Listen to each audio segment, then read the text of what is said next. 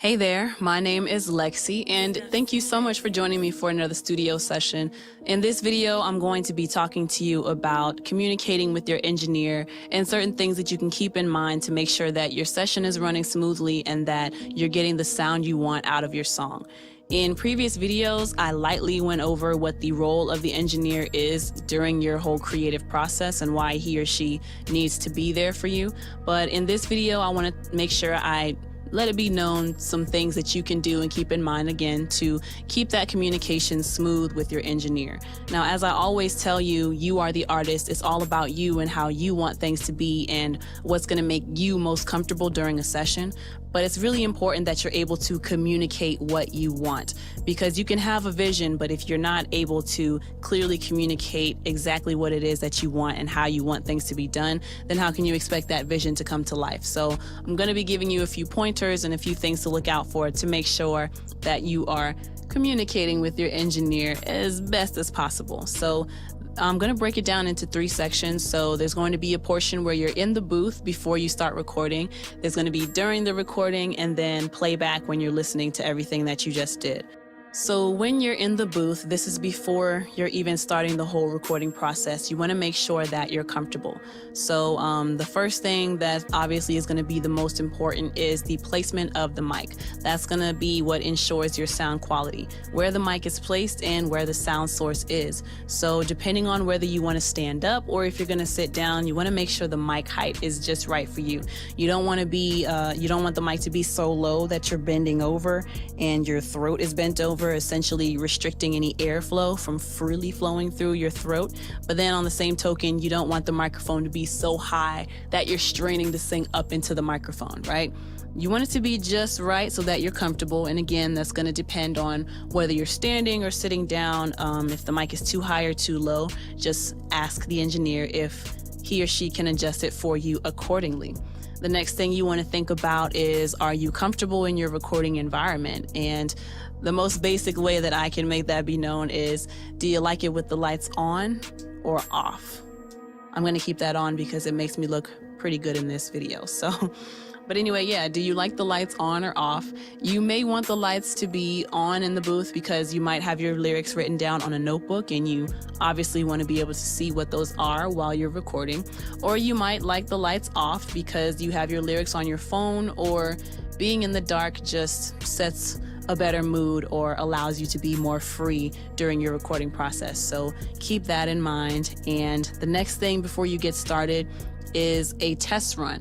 Now, the engineer is going to ask you to do a test run because he or she is going to want to know how much signal to let into Pro Tools to make sure that, you know, the best sound quality and the best signal strength is coming through to Pro Tools. So during the run through, sing the song the exact same way that you're going to perform it, because that's going to give the most accurate reading of how much signal the engineer is supposed to let in. So if you're just whispering into the microphone and, you know, just barely going into it, barely have any levels coming through, that's not a very accurate reading of, you know, what's going to need to happen during your song.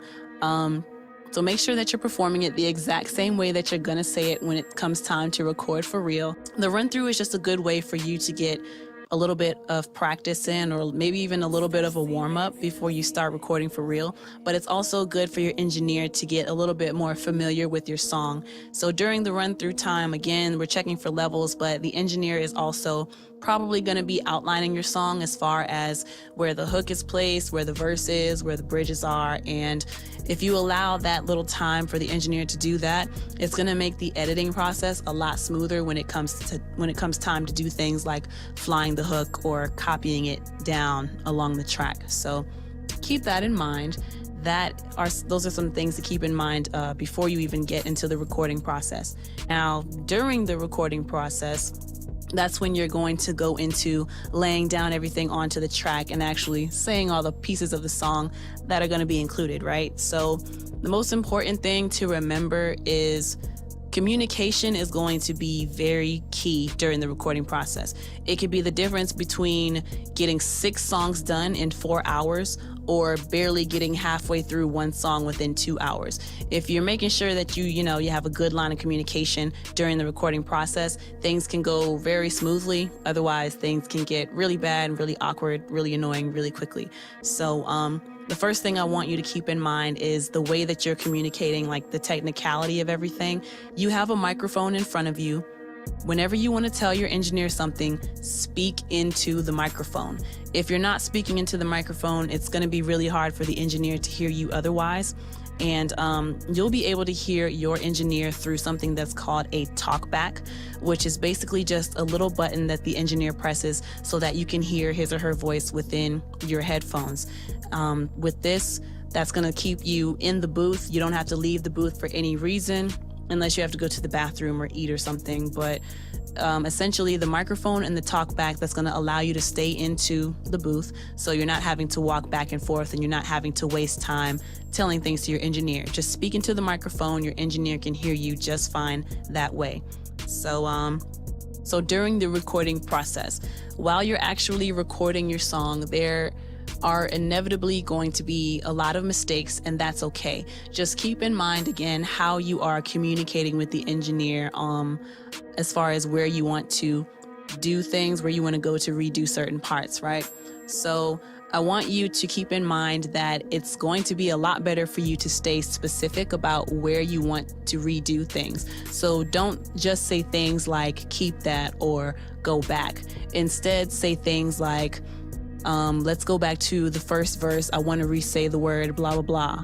Or I want to re-say the phrase blah, blah, blah at the end of that hook. Just try to make sure you're being as specific as possible. Now, your engineer is supposed to be very attentive, but a good engineer, as all good engineers do, will be able to breeze through your commands, very easily if you're being very specific about where you want. And the same thing goes to when you're about to record. So usually the engineer is going to start you, a few bars or a few lines before the next part that's going to be recorded. If you find that you're starting too far back, just tell the engineer, hey, can you start me a little closer to the next part that we're about to do? Or if you're starting too soon, just tell the engineer, hey, can you start me back a little further? Or can you start me at the top of the verse, the middle of the verse, something like that. So again, the engineer knows exactly where to go, and it just makes things so much easier, trust me. Try to stay as specific as possible. If I reiterate nothing else, I want you to really keep that in mind, to try to stay as specific as you can. So now I want to talk about the language that most engineers are used to hearing. And this is going to pertain to after you've laid down some parts and you might want to add those little details. So the main things that people ask to do are to do stacks or dubs, and then there are in and outs and ad libs. So with a stack, that's going to be saying whatever part you're saying, word for word, line for line, performing it the exact same way so that you have 2 or 3 takes playing at the same time.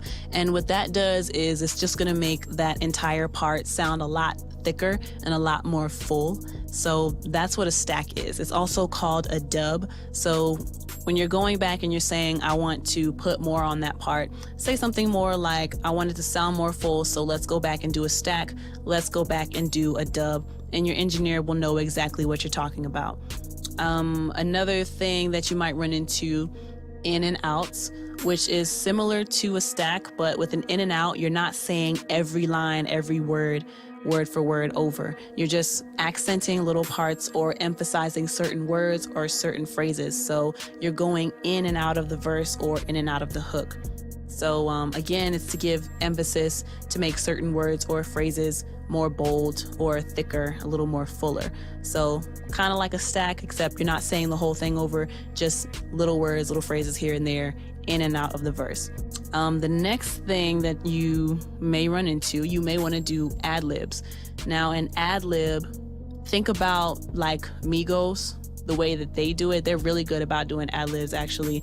That's those little phrases that they add into the verse or the hook. It's like, whoo, yeah, that way, psh, stuff like that, like sound effects. So an ad lib, it's not necessarily a word or a phrase that's in the verse or the hook, but it's inspired by the verse or the hook, and it's essentially like little sound effects or extra lines.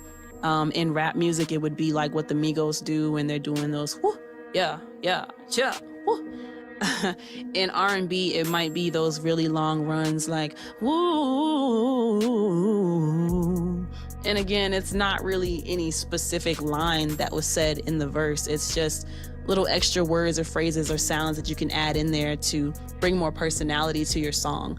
It doesn't have to have been written in. It's something that's on the fly. So those are what ad-libs are. Ooh, yeah. Ow. Man. So now let's talk about the last part of your session, which is going to be the playback portion of your session. So playback just means that you've recorded everything from your song, you put all the little details and little nuances in it that you wanted to be included, and now you're out of the booth, you're in the same room as your engineer, you're reviewing the song and listening back to everything that you did. That's what a playback is.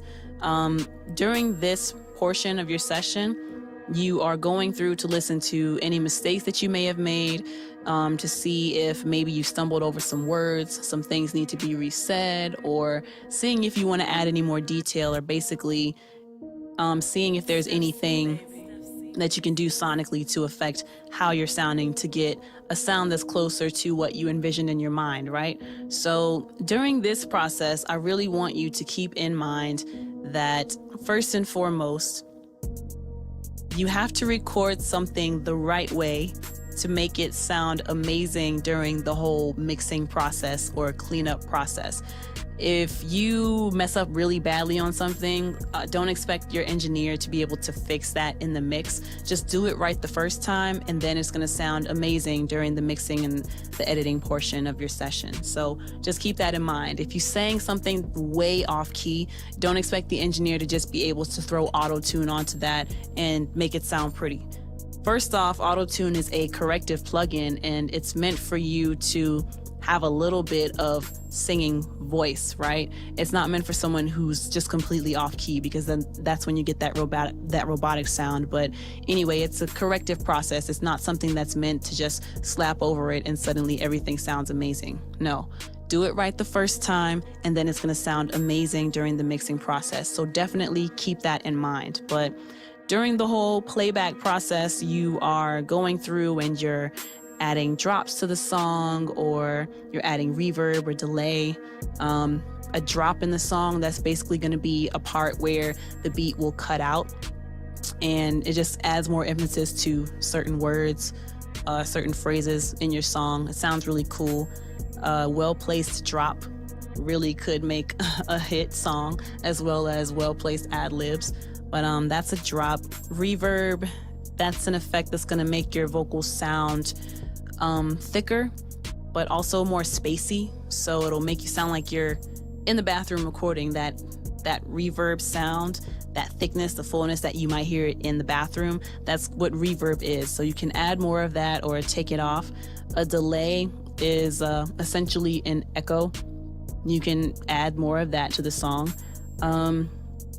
Other than that, there are other little things that you can tell your engineer, which the engineer probably won't get too much into actually editing your vocals to make them stand out the most from your track during the recording process. That's going to be during mixing, but the engineer can give you a nice little rough mix. But you might tell the engineer things like make the vocals sound brighter. So the engineer might EQ some things, or you can ask the engineer to maybe nudge your vocals over a little bit to make it sound more on beat if that's what you want. And there's just a lot of different things that you can do when it comes to how you want your song to sound. And again, you just have to be able to clearly communicate, what you heard in your head, and the engineer will do his or her best to translate that to whatever you have at the moment, So many different sounds you can make. There are many different options. It's really just going to depend on what you want. I don't have too much more of a better explanation of that, but just keep in mind, again, that if you record it right the first time, it's going to sound amazing during the whole playback portion. I think that's everything I had to say on this particular topic of communicating with your engineer. So I hope that you as the artist have learned a lot about some things that you can do and keep in mind during your recording session to keep things running smoothly and, to make sure that you're getting what you want and that the vibe of the session isn't compromised due to a lack of communication between you and your engineer. So definitely keep these little tips in mind.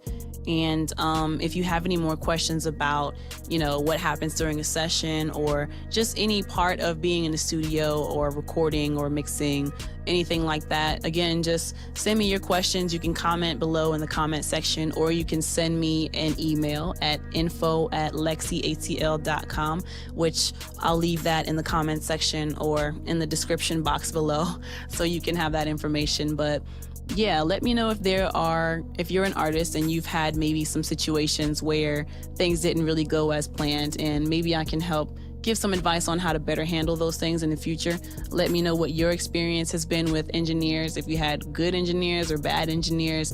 I'm really curious to know different people's dealings. So me as an artist, I engineer myself because that's what I went to school for, so I haven't really had to deal with that very much. So all of these tips that I gave you in this video is just based off of things that I've observed as an engineer, engineering for other artists, and things that have helped my sessions go by more smoothly. But again, if you want more pointers, more advice, just let me know. I hope you enjoyed the video. If you would like to see more content like this, please give me a big thumbs up, subscribe, and yeah, I will keep them coming for you each and every week. But again, thank you so much for watching. Until next time, peace. If you look to the top left-hand side of your screen in Pro Tools, you'll see that there are these 4 squares here, or rectangles, whatever you want to call it. There's shuffle, slip, spot, and grid. These are the different editing options that Pro Tools allows you to work within during your session, depending on, what you